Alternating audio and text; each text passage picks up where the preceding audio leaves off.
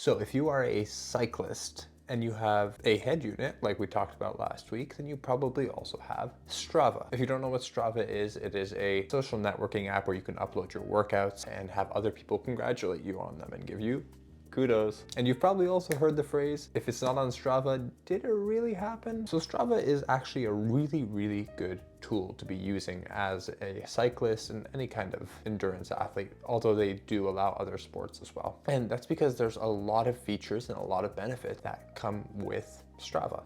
And so in today's video, we're going to be talking about a lot of those features, metrics that you can be using to track your fitness, how you did a workout or segment last year compared to this year, how you've improved, if you're fatiguing too much, a lot of other metrics. And we're going to be going into that today.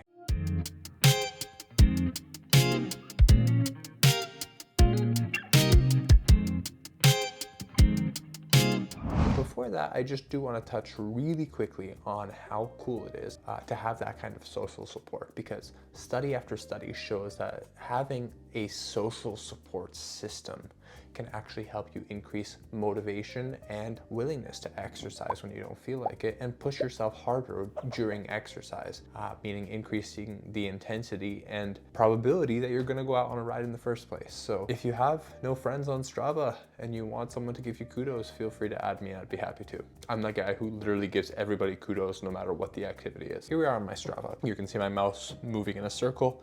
This is my name, and let's start with the basics. So I'm going to open up one of my rides. This is the ride I did today. Afternoon ride, 10% chance of rain, and then I actually got poured on. Let's start with the basics. Obviously here we have distance, it is how far you rode, and for me it's kilometers. Moving time is how much time you were moving, elevation, yeah, we know that stuff. So speed, we have average speed and max speed. Now, if you don't know, sometimes Strava rips you off of the average speed by 0.1 or 0.2. This was actually a 30.1 kilometer an hour ride. And if you don't believe me, I'll open up my Training Peaks to prove it to you. As you can see right here, 30.1 kilometers an hour, but Strava rips you off. So we have average speed and max speed. That's very basic. Kilometers an hour, the speed that you were moving at, your heart rate, your average heart rate and max heart rate. This is all very basic stuff. Your cadence, you literally revs per minute. If you have a power meter, then you can see how fast you are moving your legs and churning the pedals. My average cadence 92, max cadence of 123, average power of 178, max power 1186. So something I do want to note, average power does take into account your zeros, how much time you are not pedaling and your power is 0, whereas your average cadence does not take that into account. So the cadence does not reflect the zeros, but only reflects the time moving. Average power does reflect the zeros. And that's an important feature that we're going to discuss a little bit later when we come to normalized power, which we'll talk about in a bit. Calories burnt. Now we've talked about this in a previous video, but your calories burnt is typically based on kilojoules, or the amount of work that you do on the pedals. It's typically a 1-to-1 ratio with kilojoules to calories burnt, because our bodies are pretty inefficient. If you want a little bit more in-depth explanation of what this is and what the heck's going on, check out my video, which I'm linking above, which is how to lose weight, better yet fat, as a cyclist. Temperature is just how cold it was or hot it was outside, and elapsed time is the total time. You see moving time, we have 125.57, elapsed time 130, kind of reflects how much time I wasn't moving or stopped at lights or stopped taking a break. Cool, okay. Very basic stuff so far. Hope that makes sense. Now we get to the fun stuff. So we have our map here. We kind of get to see overall elevation, distance, grade, stuff like that. Before we do that, let's start over here in analysis. When we click that analysis button, we get to see a lot of fun stuff. So this takes us on the elevation journey of the ride. Right here, you get to see exactly what the grade is. If you want to, you can highlight a certain segment and see exactly how hard you pushed. So if we're looking over here, we can see I have pretty steady power. I think I stopped at a light or stopped at something over here. Steady power, steady cadence, and then a sprint came out of nowhere. And again, steady, steady, steady, another sprint, steady, steady, We have a drop in cadence, and then another sprint. And so this kind of gives us a good idea as to what is going on in a specific part of the ride. This ride, I actually was practicing very short sprints. And if we want to highlight it even further, we can see I'm chilling, and then a huge explosion in power and coming back down and chill. And you can see my heart rate reflects that, my speed reflects that, my cadence reflects that. I go from 73 cadence up 92, 103, and then back down. So that just kind of lets you zoom in on your ride a little bit and see what's actually going on. That's analysis. Relative effort. Let me put this simply. If you do use anything like Training Peaks, every ride is assigned a stress score, a training stress score. And your training stress score is calculated via the amount of work that you have put on the pedals. Kind of like calories, but it's a little bit more complicated than that. Yeah, okay, it's definitely a fun little formula. So training stress score equals your second times normalized power times intensity factor divided by FTP times 3600 times 100. It's the formula that it puts in. Training stress score, if you're on Training Peaks, is your training load, your intensity and duration and power and all of that put together into a pretty cool formula to estimate how much of a load to put on your body. Now with Strava, it doesn't give you a training load in terms of power, but gives you it in terms of heart rate. And so if you read their little explanation here, it's an analysis of your heart rate data, and it takes into account your maximum heart rate and the percent of time that you spent at not your maximum heart rate, and it kind of lets you compute that a little bit. And so this is not TSS, this is called TRIMP. TRIMP is an abbreviation of training impulse. That's right. It kind of just helps you take into account the effort that you have put in, and it shows your weekly effort and daily effort. So compared to other rides, this is considered a very easy ride for me. The limitation of this is that your heart rate doesn't always reflect the work that you did. When you're measuring power, it is a pretty solid reflection of the work that you did. Heart rate, and I've talked about this before, is not always a solid reflection, and that's because your heart rate varies. Today's sprints were only 7 seconds. In 7 seconds, it's not a lot of time to get my heart rate that high. Most of my sprints had a max heart rate of 145, 147, maybe 150. But I did put a lot of stress on the phosphocreatine system, though my heart rate didn't reflect that. And so relative effort, when we're looking at the TRIMP, this looks super easy. A 25 compared to the day before's ride, which was at 200, this looks super easy. But when we're looking at the actual ride, and we can come back to the analysis and see we did quite a few sprints here, and quite a few, 1, 2, 3, 4, 5, 6 sprints. And my heart rate only reached 145 in them because they're short sprints, so they're not always gonna reflect. And not to mention your heart rate's also affected by a ton of other factors. Did you eat before? Did you drink before? Are you dehydrated? Are you sweating a lot? Is it really hot outside? Is it really cold outside? Did you sleep well? You get the point. Cool. So that's relative effort. Anyways, okay, let's get to heart rate analysis. So heart rate analysis, it tells you based on your heart rate zones, which again, everyone's heart rate zones are different and heart rate varies, but this kind of gives you a sense of what the ride was. Now again, remember, I only did 7-second sprints, so my heart rate didn't get too high, and given that my zone 2 is between 115 and 152 according to this formula, it says I was in zone 2 the entire ride, but that's not the effort my body felt. So though this seems accurate, not always. It does give a pretty good idea as to what is happening. Power curve is a really interesting one. Now, what the power curve shows us is your power over time, and it shows us it either in watts or in watts per kilo, which you can click here, and then you can also compare it to previous years. So here in the power curve, we can see that my max power for all of 2024 is 1421 watts for 1 second, compared to this ride at 1186 watts. So about a 300 watt difference. I don't do public math, forgive me. But the point is, this is clearly not my best work in terms of sprints. But it also gives you an idea of where you are lying in terms of compared to your best work. And you can also go ahead and access your power curve over here under training, power curve, and it can give you also an estimated FTP of previous years, of this year, stuff like that. So it can also show you your limitations. So for example, if we're looking between all of 2024 and all of 2023, I can see right here in this little zone here at the 1 minute power, my 2023 was harder was actually a little bit higher. And this shows that, well, A, I haven't done any 1 minute power segments in quite a while, so I haven't reflected that.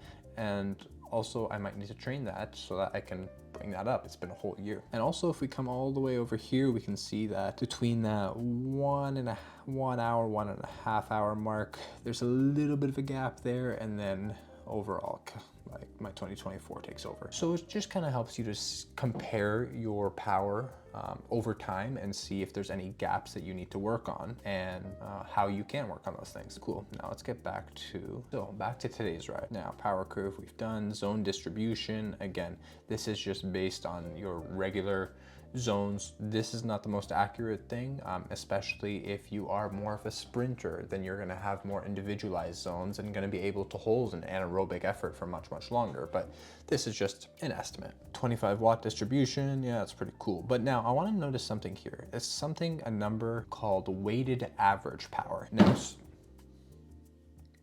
anyways, Strava likes to give fancy names to metrics that are mentioned elsewhere under more popular names. Weighted average power is normalized power. Normalized power is the power that you would have averaged if you take your average power and take out all the zeros. So it's almost like the effort that your body thinks it did. Now, the reason that's important is because this number can vary from your average power significantly depending on the ride that you do. If you are on a solo ride with no stops, and you have that blessing, like if you're riding in Abu Dhabi and you're on Hudayrat Island and you're just on a beautiful cycling track and you can go ride, no stops, or if you're on the trainer, then this is going to have a very different reflection.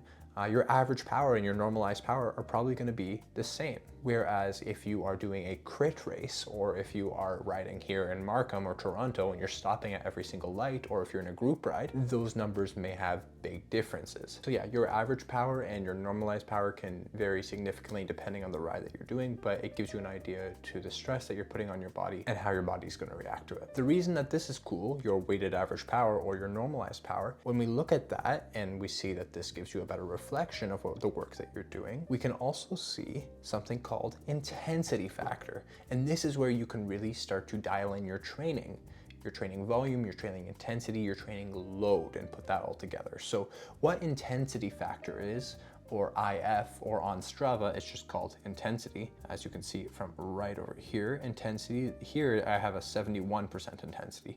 Now what intensity factor is your normalized power divided by your current FTP. And it gives you a sense of the work that you have done compared to the maximum work that you could have done. Here's why this number is so cool. It gives you the idea of tracking your fitness over time. If you're training and you're training smartly and efficiently with an intelligent training plan, then the efforts that you do today are not going to be the same in terms of intensity as the efforts you do 6 months from now. God willing, if you're training well, your FTP has risen, you're getting better, you're getting stronger. And so you averaging a normalized power of 200 watts today, and maybe that being a tempo effort for you, 6 months from now, maybe that's an endurance effort. That's where intensity factor comes into play. It allows you to track your fitness over a long period of time, and tracking the intensity over a long period of time, and see how you've improved and to keep things in the right intensity. Similar to, if I'm doing a squat and I'm squatting 100 pounds, as I progress, that 100 pounds is gonna get easier and easier and easier. So what may have been an 8 out of 10 in terms of intensity might be a 4 out of 10. And if I don't keep challenging myself, I'm never going to improve. And that's the theory of progressive overload. But you need to be able to measure your intensity in order to overload the intensity progressively. Cool. So that is weighted average power and intensity. Training load is trying to give you a sense of how much load you have put on your body compared to your FTP. And then they kind of determine how much rest you need. In a way, it's determining how much fatigue you have. Now this is very similar to TSS that we talked about earlier, but again, Strava does its own thing, and so it's not gonna be the same as you would see training stress score. And we'll jump into the training performance manager chart, all of that stuff in a little bit, because they do have that function as well. Okay, cool. So laps, this gets to show us our power and effort and intensity and speed and everything for specific laps. So again, like this one, for example, this is my one of my sprints here. We can see it wasn't an all-out sprint. It was around 78% intensity. It's also because it was pouring rain, so I didn't want to slip too hard, push too hard and then slip. 898 watts, nothing crazy. So yeah, that's laps. And then best efforts gets to show you relative to what you have been able to do. This is your best effort in this ride, and you know, it shows you the best efforts in other rides. Cool. Here's a ride I did last week. Now I want to talk about segments. So what a segment is, according to Strava, is a specific section of road or climb or trail categorized by other users, where you can upload performances and compare your performances with other people.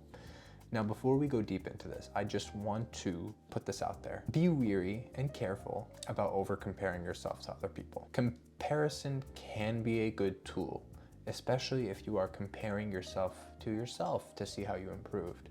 But very often we compare ourselves to others, and it can be discouraging. Don't overdo it. It's nice to know how you compare to others sometimes, but don't let this determine your worth or value or how good of an athlete you are, because everyone excels in different things. I believe it was Willy Wonka that once said, comparison is the enemy of joy, or something like that. So trust Willy Wonka's words. He never compared his chocolate with Hershey's, and neither should you, because you are like a Wonka bar, and a Hershey bar and a Wonka bar don't always mix. Good talk. So segments. You can look at your segments by going down here, scrolling down to the bottom of the ride, shows you your PRs on certain segments. So here's one I want to look at. I have a starred segment somewhere. Brimley. Wow.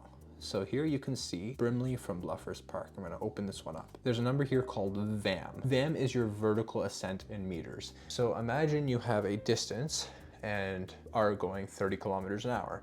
That means you have done that distance in 1 hour, correct? Now, if you have a 100 meters up, vertical ascent in meters kind of gives you a speed for how fast you are climbing up. So when I'm looking at this segment over here, I'm gonna analyze it. And this is showing me I had a VAM of 1250. So if we look at other people, let's view the full leaderboard here. The greatest VAM was at 1890. Bro, that's crazy. This guy is crazy. But it gets slower and slower from there. So it helps you to compare your efforts, your speed, your power with other people, including yourself. So when I'm looking at what I did last year on October 10th, I was able to do the same climb 527. This year, I was able to do it in 4 minutes, which is a huge improvement. It took 1.5 minutes off this climb, and I'm happy with that. By here, I'm able to compare my results from last year with this year, compare my heart rate last year from this year, my power last year from this year, my VAM last year from this year. I want to analyze the data. So let's look at it. You can see a few things are happening. My speed starts off really high and then gets lower and lower and lower, and then picks up a little bit here, goes down a little bit, picks up again, and back down. And if we really zoom in, you'd be able to tell that this is because of the gradients of the climb. So when it's hitting a 10, 11%, of course my speed is going to drop, whereas when it's down 4, 5, 3%, speed can increase. Now here we have a look at the power, and you can see my power is actually remaining pretty consistent throughout this. There are some fluctuations. At the beginning, it's much higher compared to then going below the line. On Strava, I'm seeing my effort. You can also compare yourself with the current KOM and how they did. And so if you're looking at the actual thing, you can see 11%, 9%, 10%, 9, 10, 8, 9, 10, 11, 11.8, and it keeps going up. 12.3 over here, keeps going up, 10, 9, 8, and then it kind of drops off. Here we're in the 3%, 4%, and it keeps remaining that. It's pretty consistent.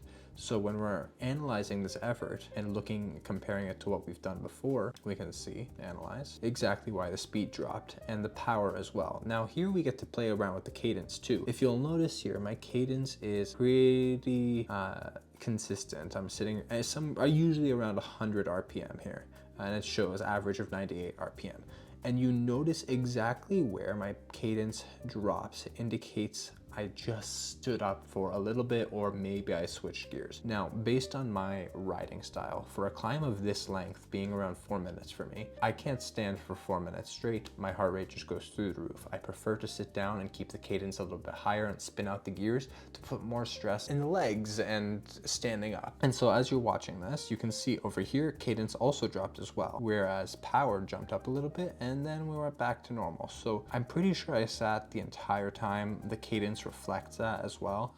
Maybe I stood up a few times, but that's just personal preference. What I will say is the more you're standing and lower cadences, the more work you're putting in the muscles, whereas the higher cadences you are doing, the more work you are putting on the cardiovascular system, typically speaking. So remember, power equals force times velocity. If you increase the velocity and maintain the force, your power is going to go up. If you want the power to go up and want to keep the velocity the same, you have to increase the force. It's always you're playing with those three numbers. Your cadence, aka your velocity, is always directly linked to your power. Your cadence is going to change whether you are standing or whether you are seated. Sometimes you're going to have to put more force on the pedals. Sometimes you're able to spin the gears a little bit faster and maintain the force, or put less force and still keep that number going up for power. At the end of the day, it's personal preference. If you are able to stand up for 5 minutes on a climb, fantastic. If you're able to stand up for 20 minutes on a climb, fantastic. I like to sit. Maybe I'm lazy that way.